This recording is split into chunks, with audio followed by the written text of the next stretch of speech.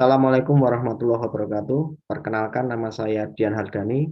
Saya biasa dipanggil Pak Dani. Saya dari SD Negeri 2 Karangduren, Kecamatan Sawit, Kabupaten Boyolali. Permasalahan pendidikan tentu saja hampir sama untuk masa pandemi ini, yaitu keterbatasan ruang gerak antara siswa dan guru. Walaupun sekarang mungkin pandemi sudah agak mulai berkurang, tapi kita akan membahas bagaimana ikhtiar kita, strategi kita untuk menghadapi masa pandemi di masa pendidikan kita sedang gencar-gencarnya. Jadi siswa keterbatasan ruang gerak, guru juga tidak bisa maksimal dalam mengajar. Nah, untuk sementara mungkin kita masih mengenal adanya daring atau dalam jaringan, di mana kita menggunakan strategi online. Tetapi itu juga banyak permasalahan karena tidak semua siswa itu mengalami tingkat ekonomi dan tingkat pendidikan yang berbeda skillnya. Kita contohkan untuk SD, sekolah dasar itu IT-nya mungkin berbeda dengan kemampuan IT untuk siswa SMP, SMA, bahkan perguruan tinggi. Itu dari segi IT. Kemudian dari segi ekonomi pun berbeda. Karena kemungkinan di SD negeri itu siswa itu tidak memegang HP, yang memegang adalah orang tua. Karena orang tua mungkin dipakai untuk bekerja, akhirnya terhambat juga pendidikan.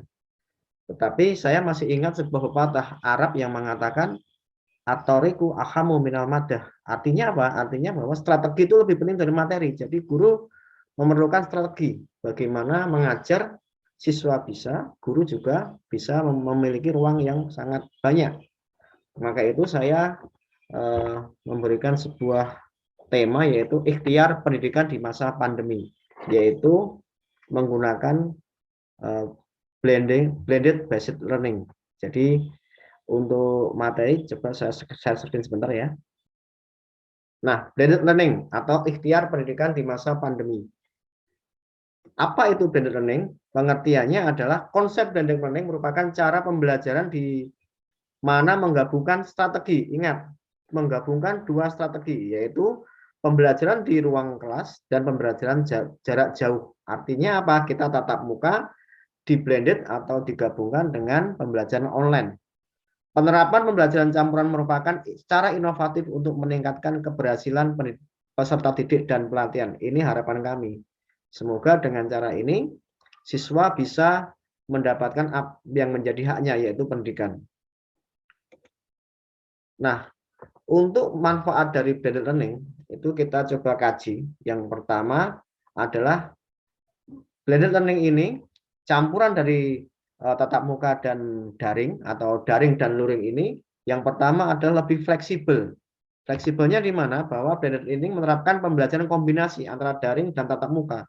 Jadi siswa dalam belajar lebih fleksibel. Kalau pandemi sudah mulai mereda, kita tatap muka. Kemudian kalau ada lagi kasus menaik, kita daring. Dan ini tidak terpatok waktu. Fleksibelnya karena waktunya tidak terpatok. Kita bisa mengadakan pembelajaran kapan saja. Jadi sesuai dengan kondisi yang ada. Berbeda dengan pembelajaran konvensional, yaitu tatap muka dan harus datang ke sekolah. Jadi blended learning ini siswa bisa belajar dengan kemampuannya masing-masing. Kemudian yang kedua, manfaatnya efektif meningkatkan hasil belajar. Kita mengenal sekarang banyak sekali browser-browser, Google dan sebagainya. Siswa bisa mengembangkan materi yang kita ajarkan waktu tatap muka, kemudian mereka dengan bisa mencarinya sendiri dengan cara online, dengan cara browsing. Tugas pun bisa kita lewat daring, walaupun seperti yang saya katakan tadi, daring untuk siswa SD itu kemungkinan kendalanya lebih besar daripada siswa SMP ke atas. Nah, setiap siswa memiliki kekurangan dan kelebihan masing-masing dari model pembelajaran baik secara daring maupun tatap muka. Oleh sebab itu, metode blended learning ini merupakan gabungan metode-metode pengajaran yang diterapkan dirasa lebih efektif dan meningkatkan hasil belajar pada sebagian siswa.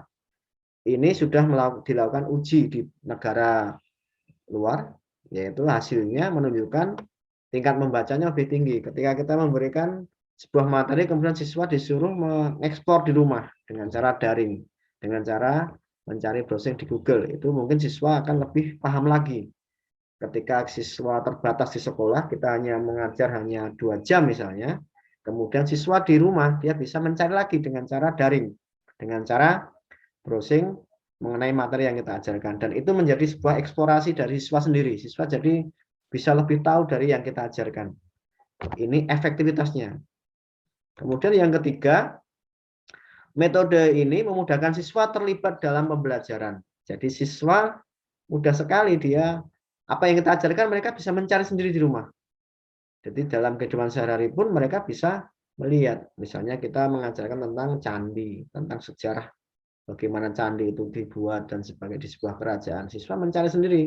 Kita hanya memberikan batasan-batasan saja. Jadi siswa bisa terlibat langsung dalam pembelajaran itu. Kemudian yang keempat, meningkatkan kepuasan belajar siswa. Nah, dengan metode blended learning, dirasa siswa mampu meningkatkan kepuasan terhadap pembelajaran blended learning ini dari hasil belajar mereka. Hal ini dikarenakan di awal siswa sudah memahami. Di awal siswa sudah memahami, artinya mereka pun sudah bisa mencari apa yang materi yang kita ajarkan. Di Google misalnya bisa. Kemudian dan mengetahui bagaimana alur pembelajaran yang akan diterima. Kita bisa share dulu ke siswa. Oh, besok aja pelajarannya seperti ini. Materinya ini.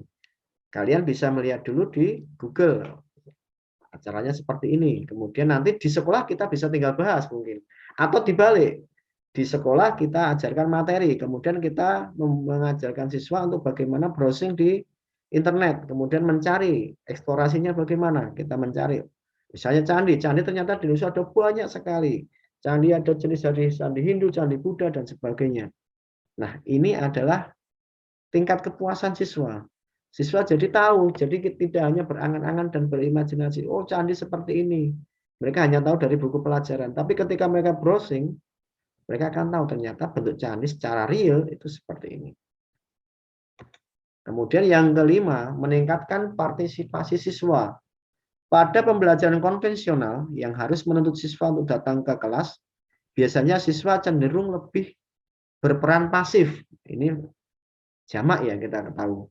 Jadi siswa itu pasif karena mendengarkan kita berceramah. Atau mungkin kalau kita mengadakan project blended learning, mereka akan ikut serta, tetapi itu tidak bisa kita laksanakan setiap kali karena project blended learning itu perlu persiapan yang matang, juga siswa perlu persiapan juga.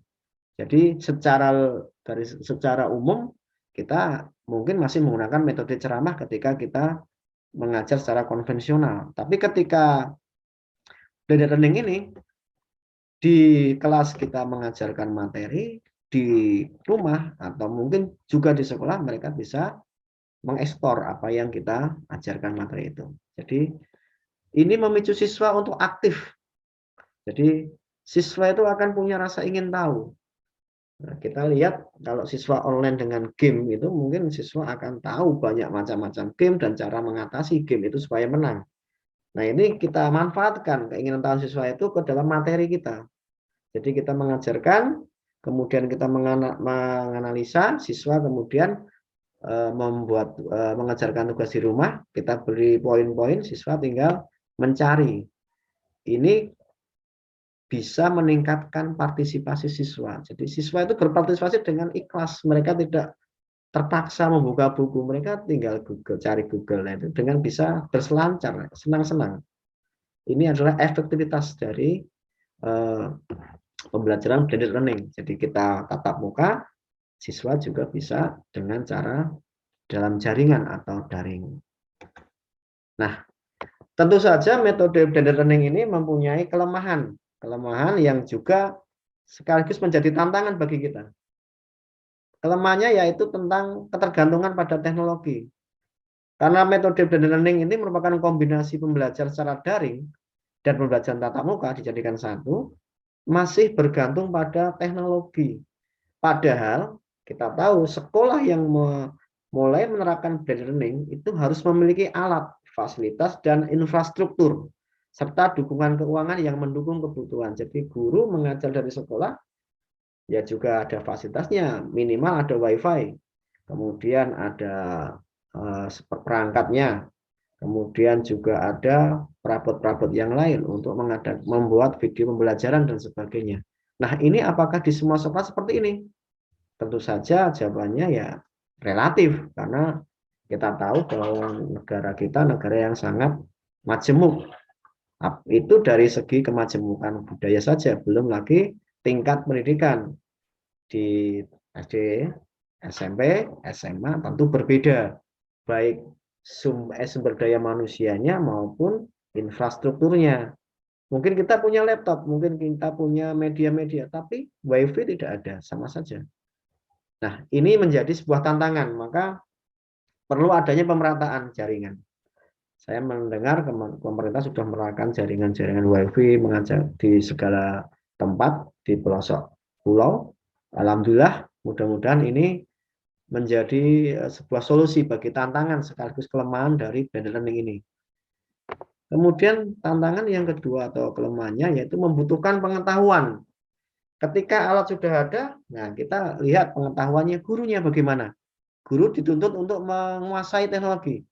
Sedangkan kita tidak menutup mata, banyak sekali guru-guru yang untuk IT mungkin masih terbatas. Apalagi guru-guru yang sudah menginjak masa pensiun, guru-guru yang sudah lama mengajar, kemudian guru-guru yang ada di daerah, itu kemungkinan mereka bukan tidak mau menggunakan teknologi, tapi permasalahan utamanya adalah mereka tidak punya fasilitas pendukungnya, infrastrukturnya juga tidak ada. Mereka mungkin bisa membeli laptop, mereka mungkin bisa membeli handphone, tapi mungkin jaringan di sana tidak lancar sinyalnya. Nah, ini juga menjadi permasalahan. Tetapi kemudian permasalahan ini berkembang, mereka tidak menggunakan, sehingga apa? Mereka tidak memiliki skill yang bisa dipelajari terus-menerus. Akhirnya apa? Akhirnya hanya guru-guru yang menguasai IT yang bisa mengajarkan daring atau blended learning dan blended learning ini. Mereka hanya bisa mengajarkan yang mereka tahu sesuai dengan kemampuannya. Nah, ini menjadi permasalahan bagi kita semua pada masa pandemi ini. Karena apa? Karena pada masa pandemi ini guru dituntut menerapkan banyak sekali strategi. Kita lihat kebingungan antara guru dan siswa. Siswa bosan di rumah, siswa bosan banyak tugas secara daring, guru juga kebingungan dengan apa lagi mereka mengajarkan transfer of knowledge mereka. Mereka mentransfer ilmu pengetahuan mereka dengan cara bagaimana lagi ketika daring terbatas dengan infrastruktur, ketika daring terbatas dengan teknologi, ketika daring terbatas dengan siswa, terbatas dengan orang tua. Siswa bagaimana? Siswa punya HP, tapi kita harus mengajarkan mereka bagaimana cara browsing, bagaimana cara mengirim tugas, kemudian bagaimana mengerjakan tugas dan sebagainya. Nah, ini menjadi permasalahan-permasalahan yang harus kita hadapi dan kita carikan solusinya. Untuk itu, maka secara umum blended learning ini mungkin sangat efektif karena ketika tatap muka kita mengajarkan siswa bagaimana menggunakan teknologi ini. Kemudian ketika di rumah dengan cara daring, siswa menerapkan apa yang kita ajarkan. Tentu saja kalau dengan cara seperti itu, siswa akan terpacu, mereka senang sekali. Kita lihat di berbagai jurnal, siswa kalau sudah pegang HP itu sudah lupa. Nah, ini kita manfaatkan. Kesukaan siswa pada teknologi ini kita manfaatkan. Dan jadi mereka kebanyakan kita nggak menutup mata. Siswa itu lebih suka main game secara online. Karena apa? Itu lebih menantang, lebih memiliki pengalaman-pengalaman yang mereka belum tahu. Nah, itu kenapa kita tidak manfaatkan. Kita gunakan kesempatan itu untuk memberikan pelajaran yang menarik dari siswa. Pelajaran yang mereka harus mencari sendiri di internet dan mereka akan suka. Nah, itu adalah ikhtiar dari model blended learning ini. Jadi, ikhtiar pendidikan kita untuk masa daring itu adalah dengan cara metode blended learning atau gabungan antara daring dan luring, tatap muka dengan online. Mudah-mudahan sedikit dari saya ini bermanfaat. Semoga bisa memberi sedikit masukan bagi kita semua, bagaimana kita menerapkan strategi pembelajaran untuk siswa kita pada masa pandemi ini. Saya kira cukup sekian dari saya. Salam guru inovatif. Assalamualaikum warahmatullahi wabarakatuh.